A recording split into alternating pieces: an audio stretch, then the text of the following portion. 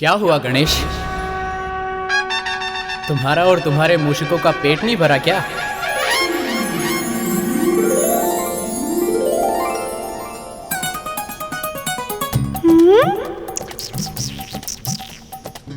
पेट तो भर गया भ्राता, किंतु मन नहीं भरा। मुझे नेक दिए बिना आप रथ पर नहीं चढ़ सकती मामी श्री।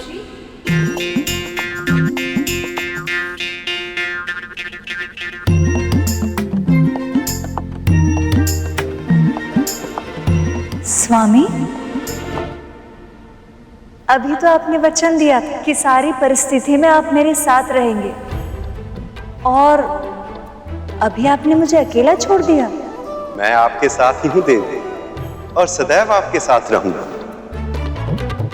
किंतु छोटे भांजे ने आपसे नेक मांगा है, ये उसका अधिकार है, ये तो आपको अवश्य देना होगा।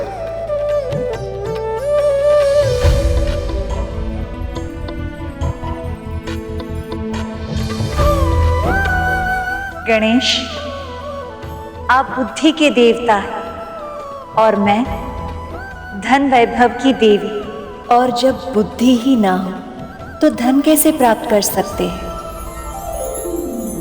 आज मैं आपको आशीर्वाद देती हूँ कि हम दोनों की पूजा अब से साथ में होगी।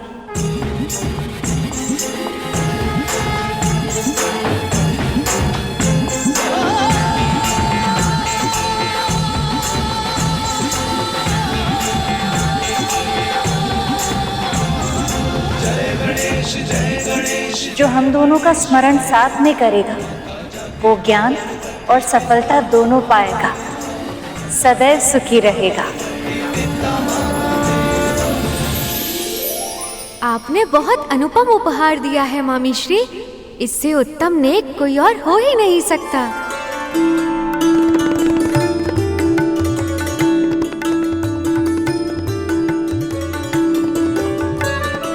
आइए देवी।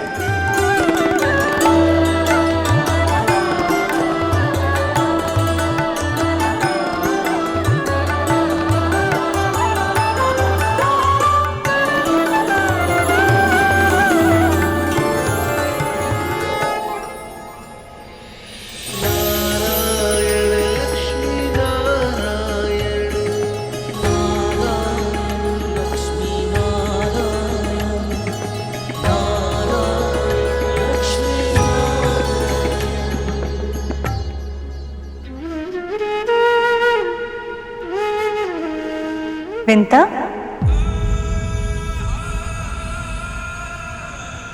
तुम वहां क्यों खड़ी हो? तुम्हें हमारे साथ वैकुंठ चलना है।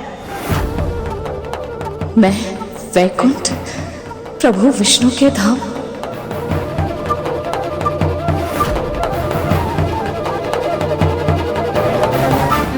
क्या हुआ?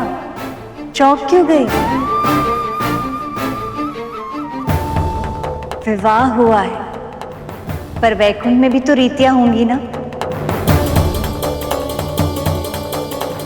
जिस प्रकार इतने अच्छे से तुमने मेरी यहाँ सहायता की, वहां वैकुंठ में भी तो करोगी ना। सदैव विंता को मुझसे अधिक महत्व मिलता है।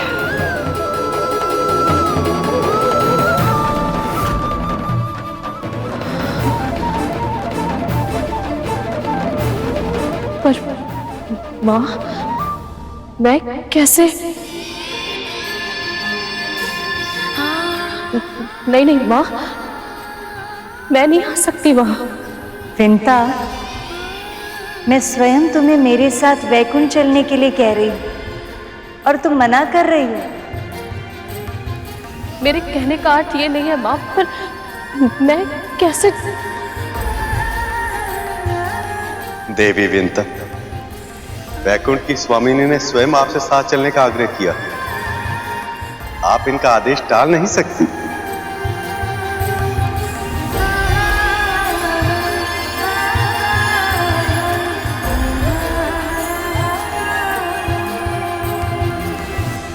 प्रभु, स्वागत की तैयारियां करने के लिए हमें आपसे पहले पहुंचना होगा। आज्ञा दीजिए।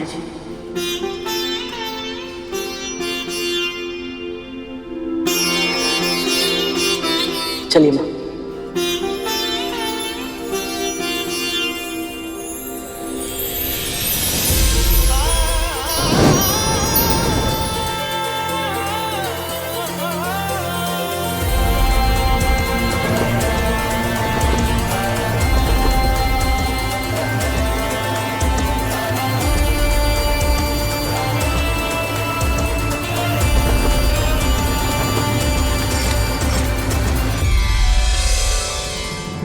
रुको कद्रू, वैकुंठ जाने का विशेष निमंत्रण सिर्फ विंता को मिला है, तुम्हें नहीं। और मुझे नहीं लगता कि तुम्हें जाना चाहिए। तुम स्वयं भी तो बिना निमंत्रण के यहाँ आई थी ना। और स्वयं तुमने भी देखा ना कि इन सब ने मेरे साथ कैसा व्यवहार किया। इन सब ने मेरी उपेक्षा की है, पर मैंने कैसे भी करके अपने क्रोध पर नियंत्रण कर लिया। क्या तुम कर पाओगी कद्रू?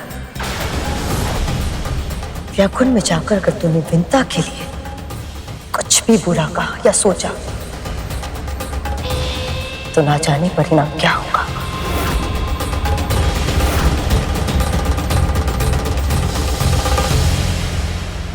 यदि प्रभु विष्णु और देवी लक्ष्मी मुझसे रुष्ट हो गए तो अपने पुत्रों के लिए अमृत पाने का मेरा स्वप्न स्वप्न ही रह जाएगा।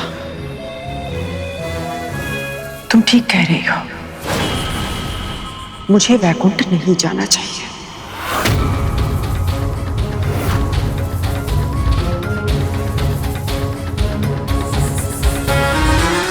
तू जितना उड़ना चाहती है विंता, उड़ ले। एक बार, बस एक बार मेरे पुत्रों को अमृत मिल गया तो फिर उन्हें तेरे गरुड़ से कोई संकट नहीं होगा। फिर तब अपने हर अपमान का बदला लूंगी तुमसे।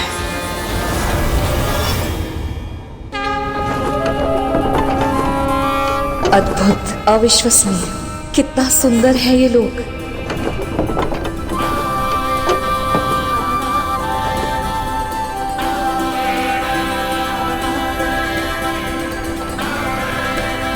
आज तक केवल इसके स्वप्न देखे थे मैंने। सदैव सोचती थी कि कैसा होगा वैकुंठ। अपनी कल्पना से इसके भित्ति चित्रों में रंग भरती थी, पर यह स्थान तो मेरी कल्पना से भी परे है गरुड़। मैं साक्षात वैकुंठ की यात्रा कर रही हूँ। ये सब तेरे कारण ही संभव हुआ है पुत्र।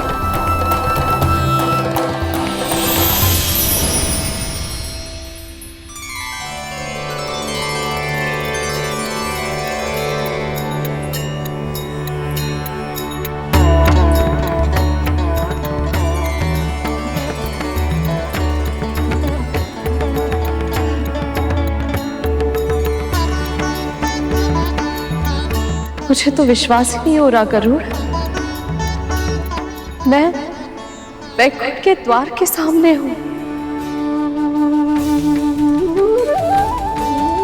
इतना बड़ा सौभाग्य, इतना सारा सुख, क्या अकल्पनीय है गरुड़, अकल्पनीय।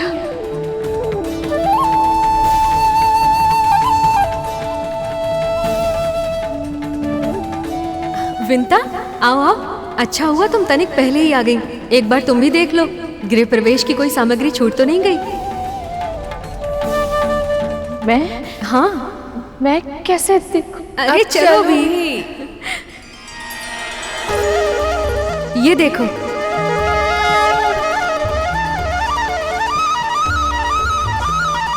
देखो ना विंता, कोई सामग्री छूट तो नहीं गई।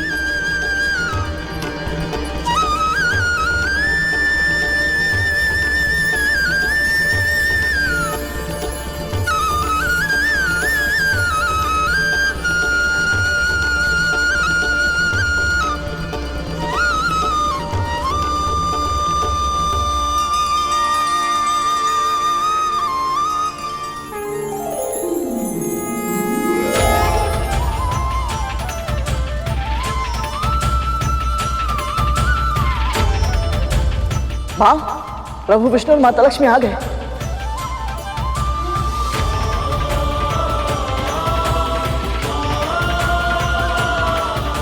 मुझे सदा से ज्ञात था कि समुद्र मंथन कराने से हमारा मिलन अवश्य होगा, और आज आपको अपने साथ वैकुंठ लाते हुए मेरे सारे प्रयास सफल होने का अनुभव हो रहा है मुझे।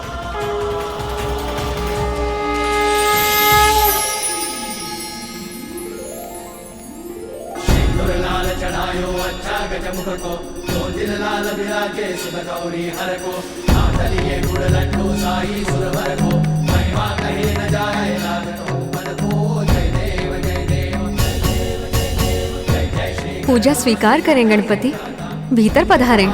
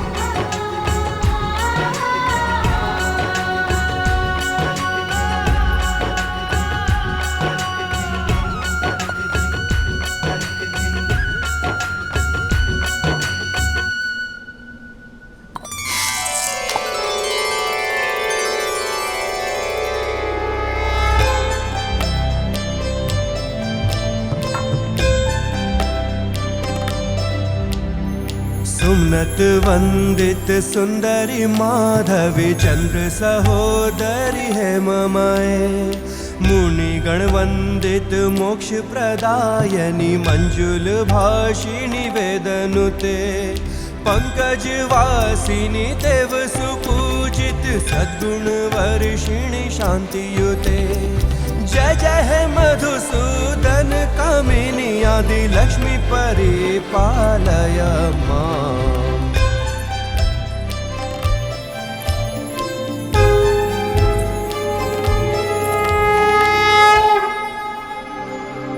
माँ अरुंधति, माँ अनुसुया, जिस आत्मीयता से आपने मेरा स्वागत किया उससे मैं अभिभूत हो गई। गरुड़, विंता, तुम दोनों अपनी कर्तव्य पूरी निष्ठा के साथ निभाते हो और वो बहुत प्रशंसनीय है।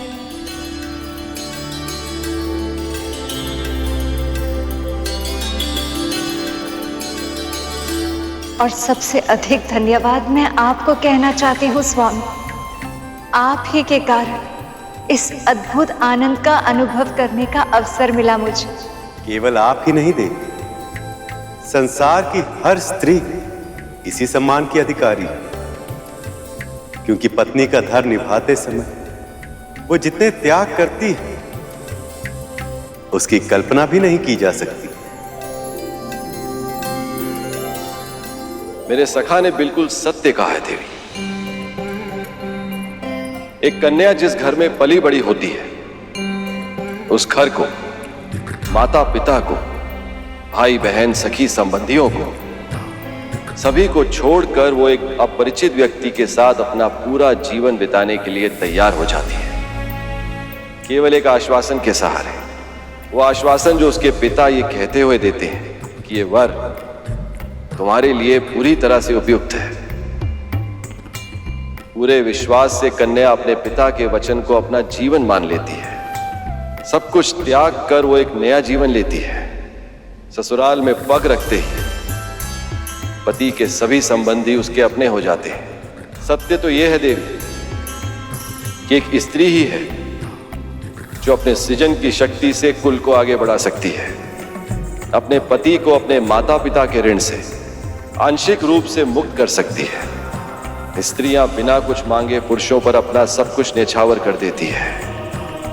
इसीलिए उनका सम्मान जितना किया जाए उतना ही कम है। आपका कथन सत्य है महादेव, और भावुक भी। जिस प्रकार आप सभी ने मेरा गृह प्रवेश किया, उससे न केवल मुझे प्रसन्नता हो, बल्कि मेरे भीतर आत्मविश्वास का संचार भी किया कि वधू होने के नाते मैं अपने उत्तरदायित्व अच्छे से निभा सकती हूँ। मायके से ससुराल जाते समय संसार की हर स्त्री को इसी आत्मविश्वास की आवश्यकता होती है।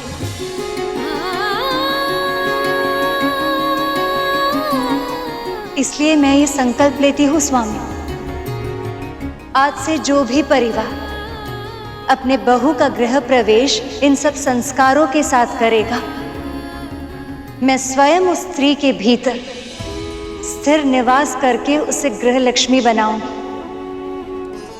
उसके शुभ हाथों से हल्दी के छाप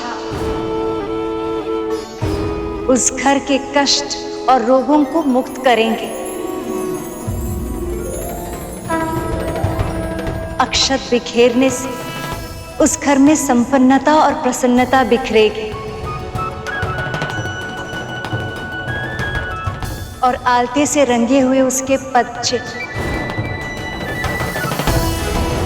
उस घर को धर्म और सफलता का मार्ग दिखाएंगे।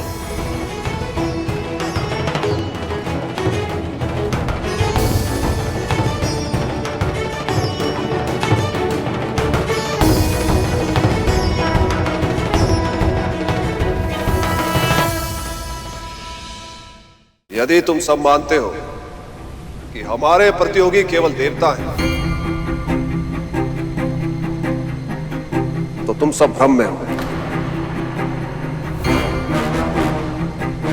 अमृत पर केवल देवताओं की नहीं, नागों की भी दृष्टि है। और नाग ही क्यों, जो भी प्राणी एक निश्चित आयु लेकर इस संसार में आता है और अपना समय पूरा होने के बाद पंच तत्वों में विलीन हो जाता है, हर वो प्राणी इस अमृत को पाना चाहेगा। इसीलिए हमारा पूरा ध्यान अपने लक्ष्य पर केंद्रित होना चाहिए, ताकि अमृत प्रकट होते ही सबसे पहले हम उसे छीन सकें। पर यह कैसे होगा महाराज, क्योंकि गरुड़ की तीव्र दृष्टि सदैव हम ही पर बनी रहती है। हाँ महाराज, मंदराचल से लेकर वासुकी तक सब सदैव केवल देवताओं का ही पक्ष लेते हैं। और वैसे भी महाराज, अब विष्णु के साथ साथ देवी लक्ष्मी भी इस बंधन को देखेगी। उन सब की कड़ी दृष्टि के सामने कैसे चुराएंगे हम अमृत?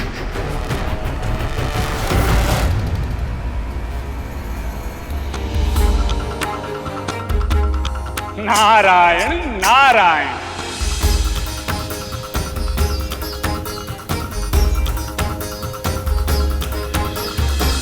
आप जानते हैं मां, एक दिन यहीं वैकुंठ में खड़े होकर गरुड़ के मन में भी ये इच्छा आई थी कि वो प्रभु विष्णु और मां लक्ष्मी के मिलन में सहायक बने। ठीक उसी तरह आज आपके मन में जो भी विचार आया है वो भी अवश्य पूरा होगा मां।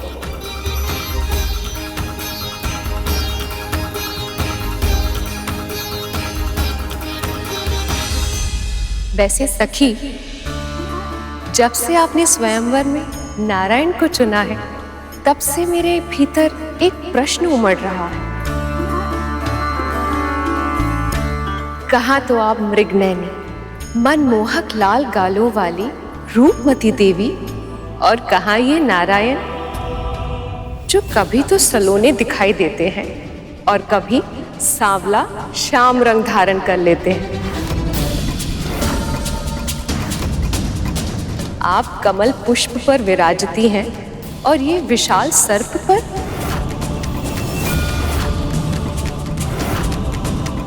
ये कैसा मेल है देवी?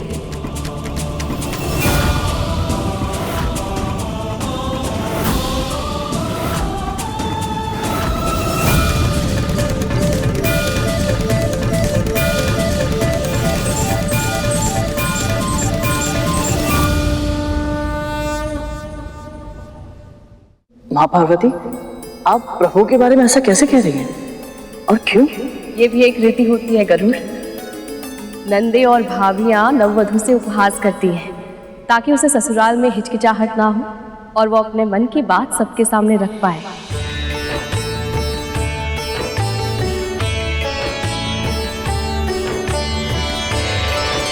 श्याम रंग तो कस्तूरी का भी होता है सखी, जिसे हम मस्तक में धारण करते। मेघ भी तब वर्षा करता है जब उनका रंग श्याम हो। और एक बात तो भूल गई सखी, सबसे विशेष कमल का रंग भी श्याम है।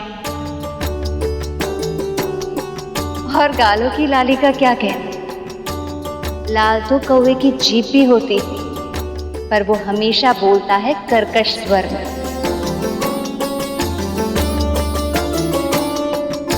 इसलिए ये मेल अनमोल है।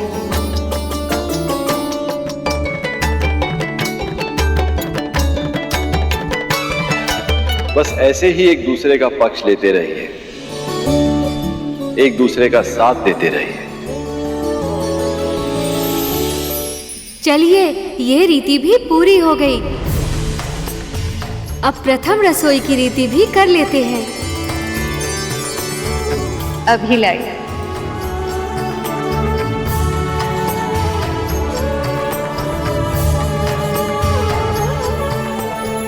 माँ, मैं भी चलती हूँ आपके साथ, आपकी सहायता करने। विंता, ये कैसे संभव है? ये मेरी पहली रसोई की रीति है, तुम भोजन कैसे पकाओगी? कहीं तुम्हें ऐसा तो नहीं लग रहा कि मुझे भोजन पकाना आता ही नहीं? नहीं नहीं माँ, मेरे कहने का अर्थ ये नहीं था। मैं तो बस आपकी सहायता करना चाहती हूँ। विंता, तुमने अनगिनत बार हम सबको भोग लगाया है। आज पहली बार मुझे ये अवसर मिला है कि मैं तुम्हें कुछ खिला सकूं। तुम ही बताओ, मैं ये अवसर ऐसे व्यर्थ कैसे जाने दूं?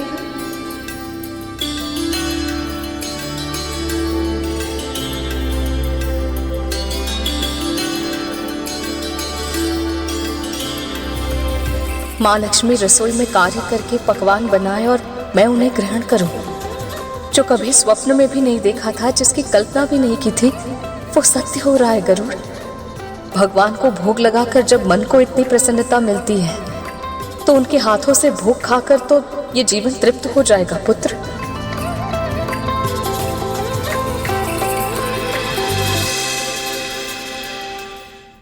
ये लीजिए स्वामी, अपनी पहली रसोई की रीति में मैंने मखाने की खीर बनाई।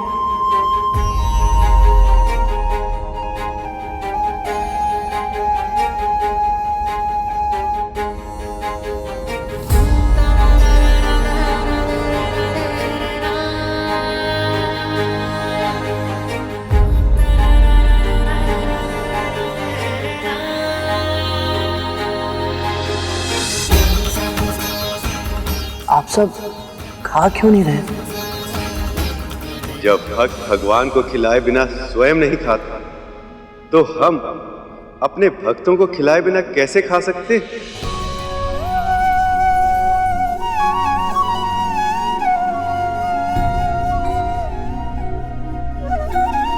खाइए देव।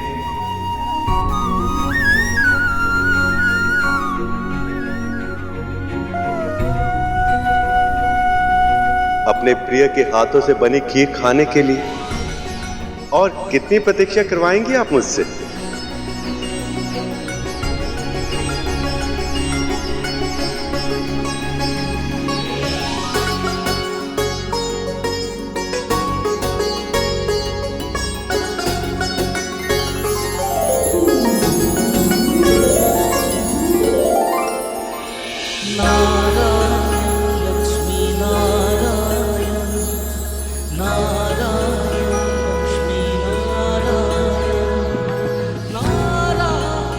यदि बड़ी माँ यहाँ होती तो देखती कि मेरी माँ किस सम्मान के योग्य है। संभव है तभी उन्हें आभास हो पाता कि वो माँ के साथ अत्याचार करके कितना बड़ा पाप कर रही है। नारायण लक्ष्मी नारायण जग के पालक हैं। वैसे तो इस संसार में जो भी धन है वो आपका ही है और आपसे ही है, परंतु ये रीति है, पहली रसोई के बाद नेक की प्रक्रिया आवश्यक है। इसीलिए हमारे परिवार की ओर से ये भेंट स्वीकार कीजिए।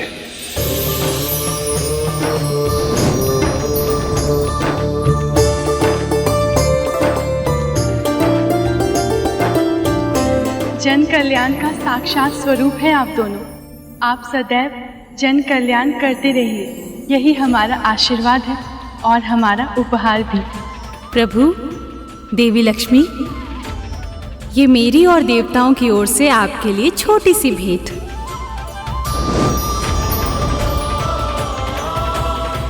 मैं प्रभु विष्णु और माता लक्ष्मी को क्या भेंट दूं?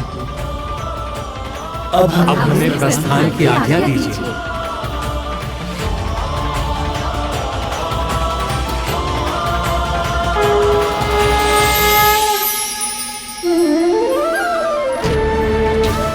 हम दोनों तो दास हैं, हम आपको क्या दे सकते हैं भला?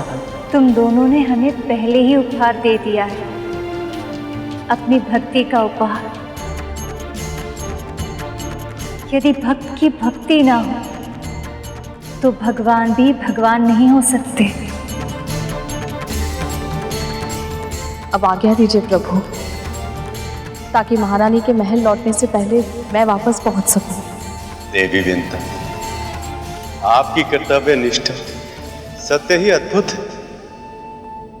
प्रस्थान कीजिए।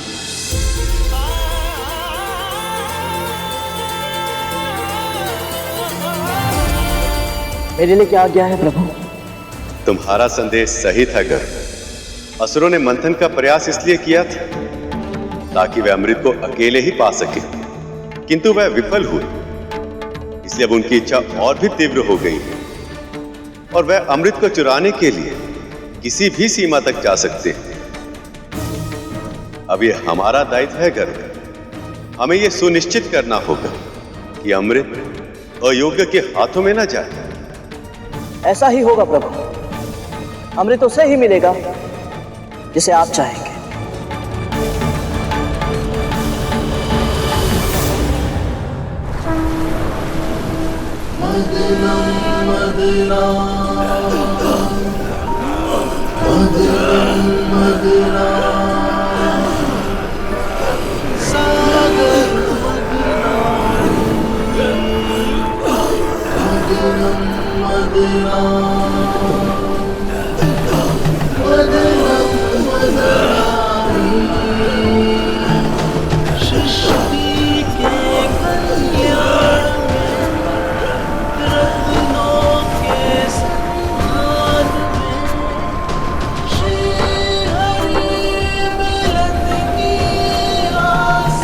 देवताओं, पूरा बल लगा दो। असुरों, रक्त का एक एक कण छोड़ दो, क्योंकि अब निकलेगा अमृत।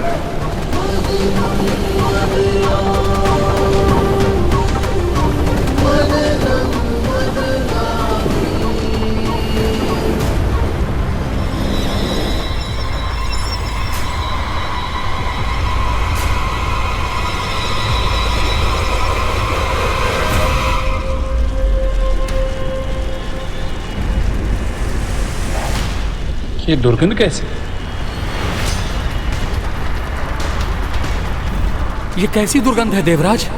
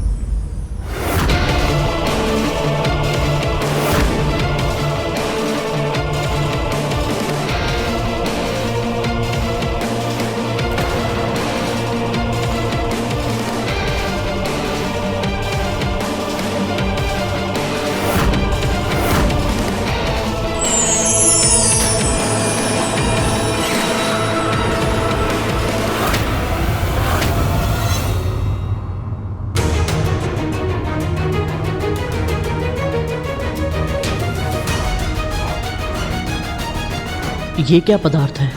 ये क्या लीला है प्रभु? इस पर तो केवल हम असुरों का ही अधिकार होगा।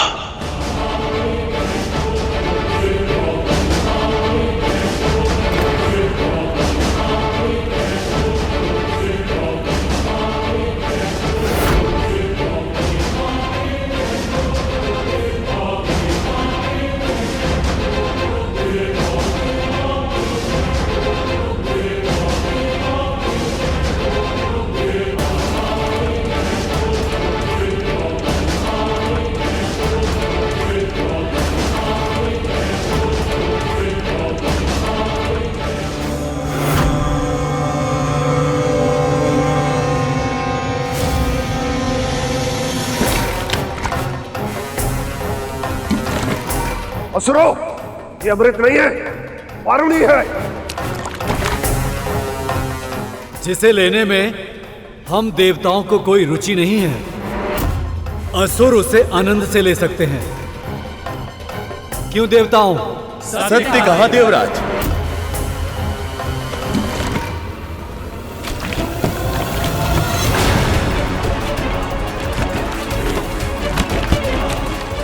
देखिए प्रभु, देवताओं ने अपनी सूझबूझ से इस समस्या को टाल दिया।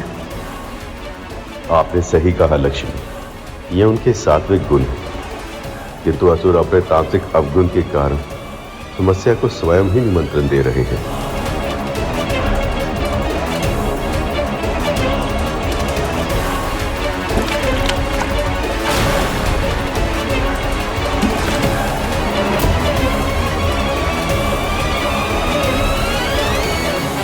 सारा पान तू अकेला कर जाएगा और हम मुंह देखते रहेंगे। ला असुरो, आपस में कलेश करने का कोई लाभ नहीं होगा। सुना नहीं तुम सबने?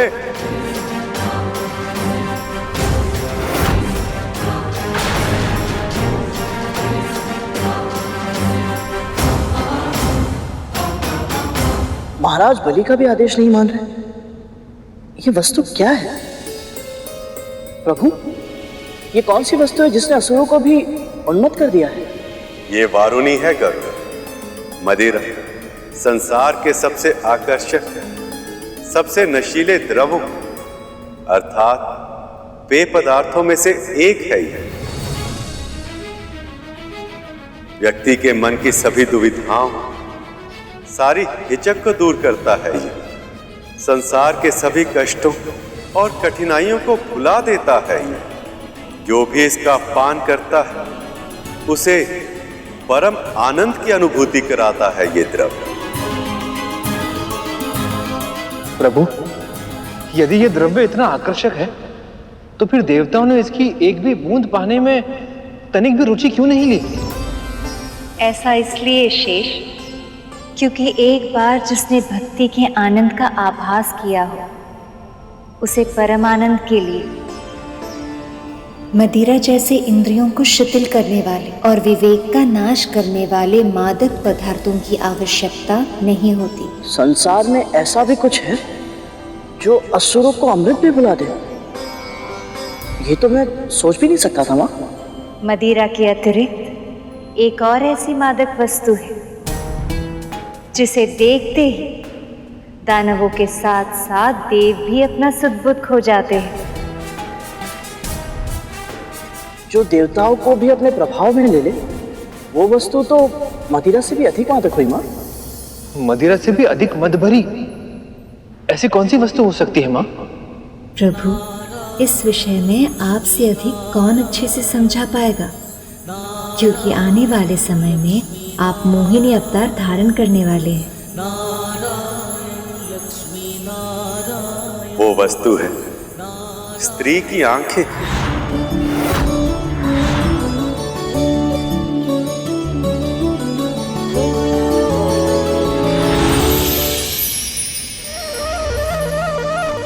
शेष, गरुड़, हर सफल पुरुष के पीछे किसी न किसी स्त्री का योगदान अवश्य होता है।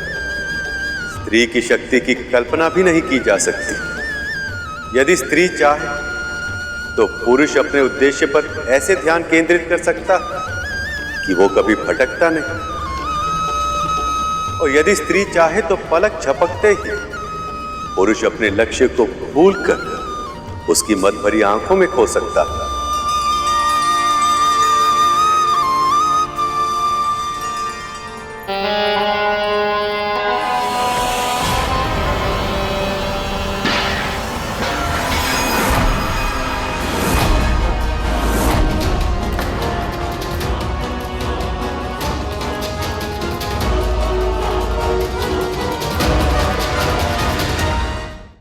मुझे पूछ रहा हूं तुम यहाँ पर किस लिए आए हो? हाँ? तुम्हें अपना ध्यान केवल मंथन पर केंद्रित रखना है। अमृत ही तुम्हारा एकमात्र उद्देश्य होना चाहिए राहु।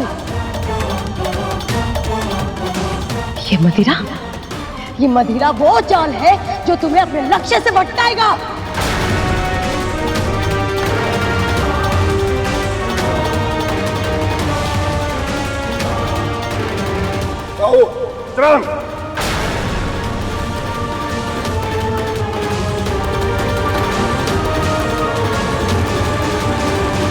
जब अमृत प्रकट होगा तुम दोनों केवल उसे देखोगे, उसे सोचोगे, उसी का ही विचार करोगे। अपनी पांचों इंद्रियां केवल अमृत पर केंद्रित करोगे।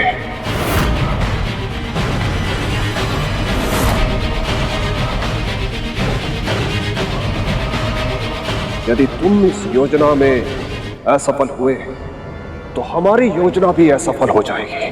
स्मरण रखना।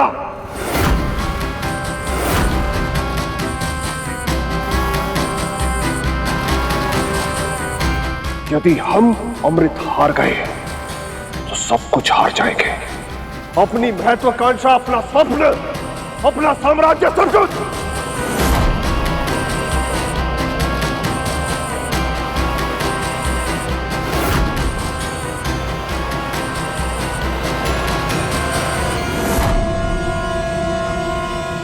हम समझ गए महाराज। अब आप जो कहेंगे महाराज बस वही होगा। चलो।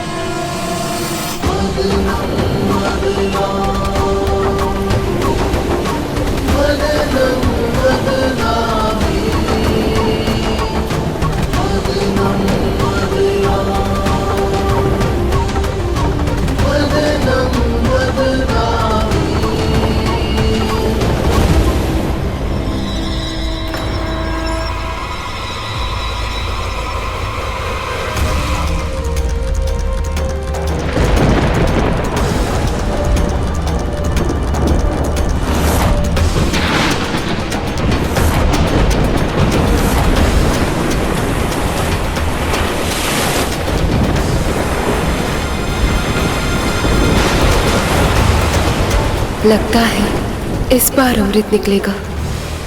इस अमृत पर मेरे पुत्रों का ही हक है और उसे पाने से मेरे पुत्रों को विष्णु भी नहीं रोक पाएगा।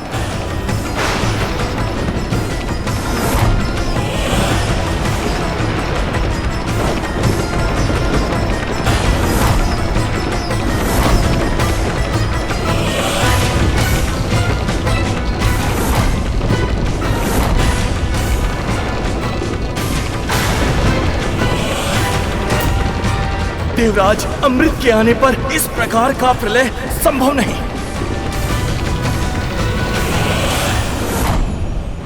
महाराज इसका तेज असहनीय है, क्या हो सकता है?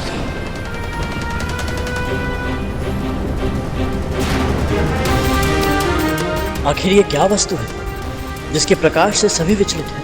हे प्रभु, मंथन से निकली ये वस्तु पूरे संसार में प्रलय ला रही है। इसे धारण करने वाले पक्ष कौन होगा, देवता या असुर?